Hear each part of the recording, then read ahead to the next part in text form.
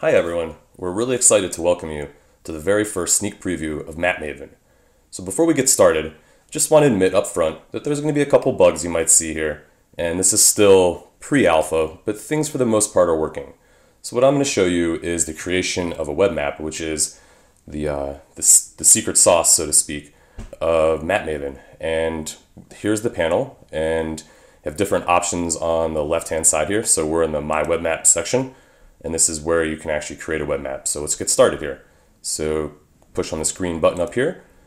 And in the first interface here, we're basically setting up the background and the name of the web map that we want to create. So let's go ahead and do that.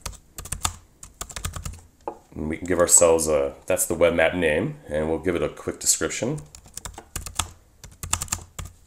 just so we remember what this web map might be about. This is going to give you the option of making your web map either public, so anyone can view it on the web, or it's password and username protected.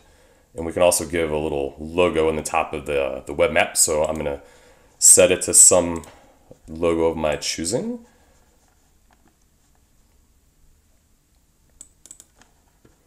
And we'll go ahead and upload it, and we'll select it.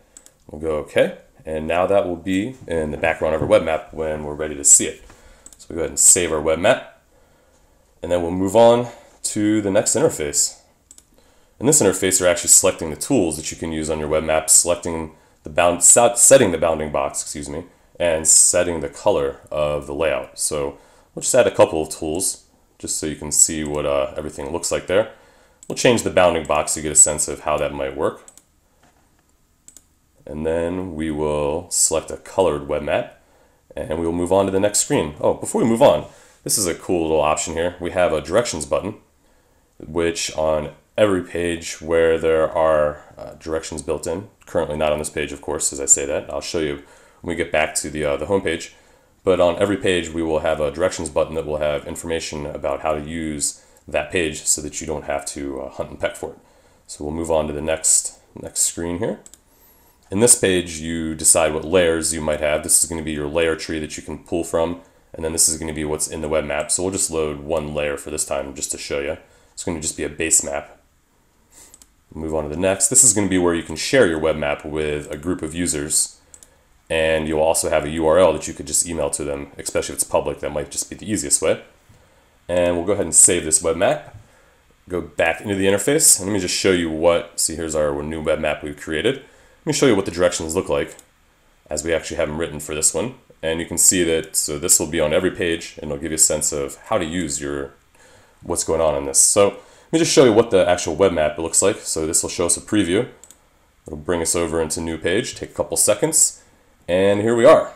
This is going to be your web map interface. Eventually there'll be layers that'll be loaded. Here's the title. Here's of course our logo. Here's the logo you uploaded. There will be a gazetteer search. For instance, we could look for Boulder, Colorado. We'll uncheck that and redo it. And here is Boulder, Colorado. Zooms right over to it. So that is our first live look at the Map Mavin web map interface. You can see that within a matter of minutes, you can have a web map up and running with the layers that you load and get started sharing and working on your web map with a group of professionals. Thanks for watching, guys. We'll talk to you next time.